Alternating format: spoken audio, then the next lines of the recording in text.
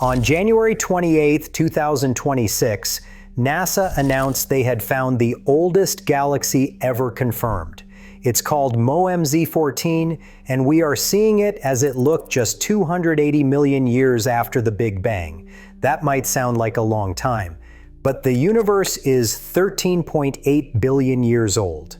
So this galaxy existed when the cosmos was basically a newborn, less than 2% of its current age. And here's where it gets weird. This galaxy is 100 times brighter than it should be. It contains nitrogen, an element that requires hundreds of millions of years of stellar evolution to produce.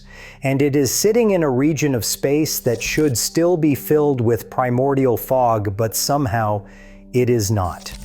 The scientists who found it have started calling it a cosmic miracle, but the more you look at the data, the more it feels like we are staring at something that shouldn't exist.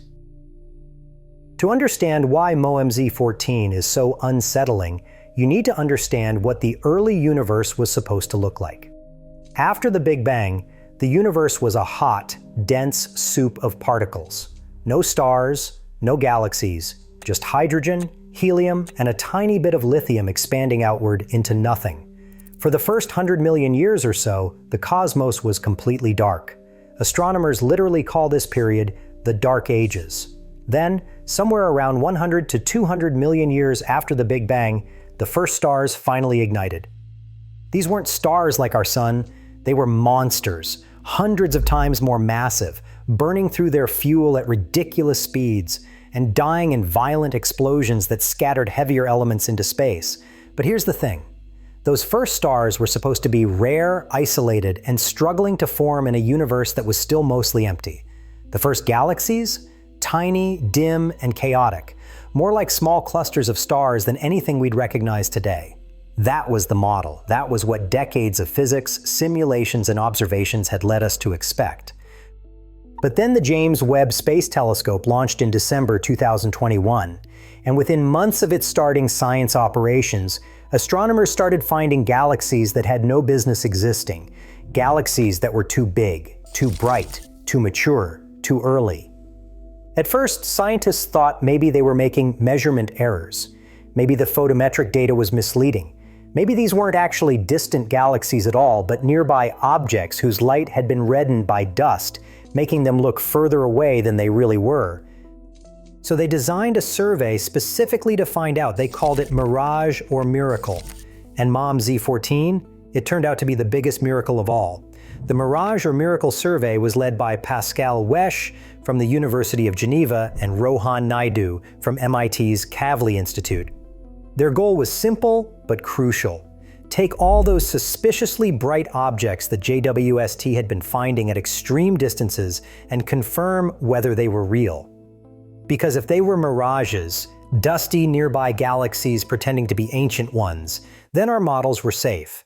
But if they were miracles, genuine galaxies from the cosmic dawn, then something was seriously wrong with our understanding of how the universe evolved.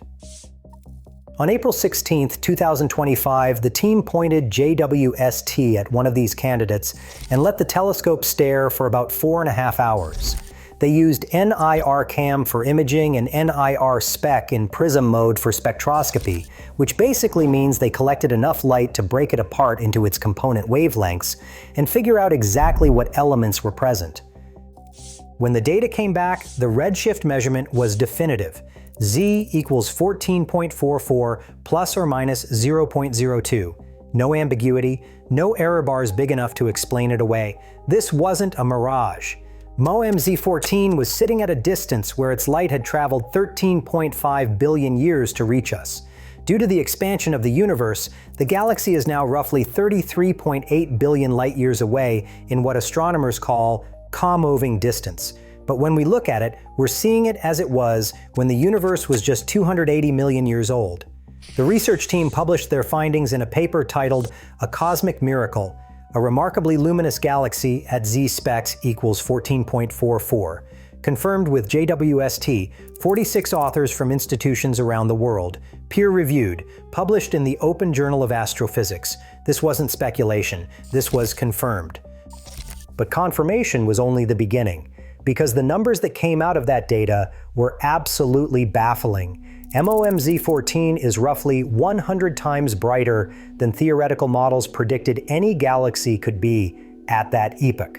According to the survey data, the number density of bright galaxies at redshift 14 to 15 is somewhere between 77 and 511 times higher than what pre-JWST models expected. The best estimate sits around 182 times higher. Think about that for a second. We didn't find a few extra galaxies, we found hundreds of times more than we thought possible. And the brightness isn't the only problem. Let's break down exactly why MOMZ14 is so disturbing to physicists. There are three major problems, and each one challenges something fundamental about how we thought the universe worked. Problem 1. It's way too bright. MOMZ14 has an absolute UV magnitude of -20.2. That's an astronomical measurement of intrinsic brightness. And for a galaxy this early, it's absurd. The galaxy is only about 500 light-years across. For comparison, the Milky Way is roughly 100,000 light-years in diameter. So MOMZ14 is about 400 times smaller than our galaxy.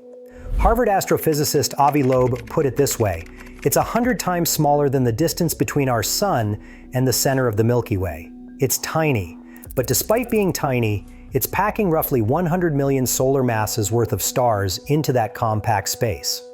And it's undergoing a dramatic starburst, with star formation rates that increased tenfold in just 5 million years before we observed it. Standard models said galaxies this early should be dim, diffuse, and struggling. MOMZ14 is compact, bright, and thriving. It joins only two other confirmed galaxies as what the researchers call extremely compact outliers at redshifts above 10.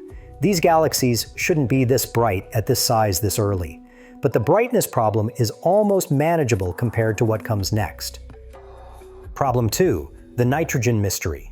When the NIR-SPEC instrument broke down MOMZ14's light into its spectrum, it detected something that should be impossible. 5 distinct emission lines, including signatures of nitrogen and not just trace amounts. The nitrogen-to-carbon ratio in this galaxy exceeds 1, which is substantially higher than what our own Sun produces. Here's why that's terrifying. The universe after the Big Bang contained only 3 elements: hydrogen at about 75%, helium at about 25%, and trace amounts of lithium. Every heavier element, from carbon to oxygen to nitrogen to iron, had to be forged inside stars. Carbon forms through the triple alpha process when stellar cores exceed 100 million degrees. Nitrogen is trickier. It primarily accumulates through the CNO cycle and reaches significant abundances, mainly through the death of intermediate mass stars in what is called the asymptotic giant branch phase of stellar evolution. The timeline problem is brutal. A GB stars in the 3 to 8 solar mass range require between 100 and 500 million years to evolve through their complete life cycles and disperse nitrogen-enriched material into space. Multiple generations of stars have to live and die to build up the kind of nitrogen enrichment we are seeing. But MOMZ14 existed when the universe was only 280 million years old. The first stars probably didn't even ignite until 100 to 200 million years after the Big Bang. Do the math. That leaves maybe 80 to 180 million years for chemical enrichment. The stellar physics we understand says you can't produce this much nitrogen in that time frame. Avi Loeb stated it bluntly. The nitrogen spectral features observed in the early galaxy, MOMZ14, cannot be produced by normal stars within 280 million years after the Big Bang. The research team proposes that the dense environment of the early universe may have birthed what they call supermassive primordial stars, capable of producing nitrogen through mechanisms unavailable to any stars we observe in the local universe today. In other words, stars that no longer exist, stars that operated under different rules. Problem 3. The missing fog. There's one more anomaly, and it might be the strangest of all. At 280 million years after the Big Bang, the universe should have been filled with neutral hydrogen gas. Astronomers call this the cosmic fog. It's the leftover hydrogen from the Big Bang that hadn't yet been ionized by starlight. This fog didn't clear until what's called the epoch of reionization, which completed around 550 million years after the Big Bang. Before that, neutral hydrogen should have been everywhere, absorbing and scattering light from early galaxies. At the time MOMZ14 existed, models predict roughly 100% neutral hydrogen fraction in the intergalactic medium surrounding it. The cosmos should have been opaque, but MOMZ14's spectrum shows remarkably little evidence of this neutral hydrogen. The region around it appears to be at least partially ionized already. As astrophysicist Ethan Siegel asked in Big Think, how is there so little neutral gas present in this region so early on? Either MOMZ14 represents an unusually precocious bubble of ionization, a pocket of clarity in a foggy universe, or reionization happened much faster and more unevenly than our models assumed. Either way, something is wrong with our picture of the early cosmos. Here's the thing that makes MOMZ14 so significant. It's not an isolated anomaly. Ever since JWST started science operations in July 2022, astronomers have been finding impossible early galaxies over and over again. In fact, Rohan Naidu, one of the lead researchers on MOMZ14, was the same scientist who flagged the first suspiciously massive object in JWST's early data, just weeks after the telescope went online. As one NASA summary colorfully put it, scientists expected to find galactic pipsqueaks, but instead discovered what appeared to be a bevy of Olympic bodybuilders. The distance record has fallen repeatedly. JADE's GS-Z13-0 held it briefly at redshift 13.2. Then in May 2024, JADE's GS-Z14-0 claimed the title at redshift 14.32, existing roughly 290 million years after the Big Bang with an estimated mass of 500 million suns. When ALMA refined that galaxy's data in early 2025, it also detected oxygen emission representing the most distant observation of that element ever made. Now MOMZ14 has pushed even further back. The problem isn't individual outliers, it's systematic excess. Studies document more than 10 times higher number densities of bright early galaxies than extrapolations from pre-JWST Hubble data predicted. A sample of 88 galaxies showed early systems at least an order of magnitude brighter than predicted. Stefano Carniani of Scuola Normale Superiore called JADE's GS-Z14-0 the most distinctive evidence yet found for the rapid formation of large, massive galaxies in the early universe. And now we have MOMZ14, pushing even further into the impossible. So what's going on? Initially, some scientists worried that JWST might be breaking the standard cosmological model itself, the Lambda CDM framework that describes the large-scale structure and evolution of the universe. That concern has mostly faded. Stephen Finkelstein of UT Austin summarized the emerging consensus. There is no crisis in terms of the standard model of cosmology. Anytime you have a theory that has stood the test of time for so long, you have to have overwhelming evidence to really throw it out, and that's simply not the case. Work by Katherine Chworowski and colleagues in 2024 helped resolve some of the tension by identifying that many compact red objects, nicknamed little red dots, actually contain rapidly accreting black holes that inflate their apparent masses. Removing these from galaxy samples roughly halved the discrepancy with models. But MOMZ14 can't be explained away that easily. Its spectrum is dominated by stellar emission, not black hole activity. The leading explanation now involves dramatically higher star formation efficiency in the early universe. Standard models assume galaxies convert roughly 20% of available gas into stars. Early galaxies may have achieved 30% or higher efficiency through what researchers call feedback-free starbursts, where the extreme density of the early universe prevented the normal processes that slow down star formation. There are other proposed mechanisms too. A top-heavy initial mass function that skewed early stellar populations toward more massive, more luminous stars, reduced dust attenuation that allowed more UV light to escape, bursty star formation that made galaxies appear up to 10 times brighter during active episodes. But none of these fully explain the nitrogen. None of them explain the cleared surroundings. Joel Leja of Penn State captured the situation perfectly. It's very confusing. You can make this uncomfortably fit in our current model of the universe, but only if we evoke some exotic, insanely rapid formation at the beginning of time. He added, "We have all these puzzle pieces and they only fit if we ignore the fact that some of them are breaking." So where does this leave us? MOMZ14 is now the most distant confirmed object humanity has ever observed. Its light traveled 13.5 billion years to reach us. We're looking at something that existed when the universe was barely beginning to wake up. And it makes no sense. It's too bright, its chemistry is wrong, its surroundings are too clear. Every piece of data from this galaxy suggests that the cosmic dawn wasn't the gradual, orderly awakening that textbooks described. It was something more violent, more efficient, more strange, populated by stellar behemoths that may no longer exist anywhere in the observable universe, governed by processes that operated under conditions we've never directly seen and may never see again.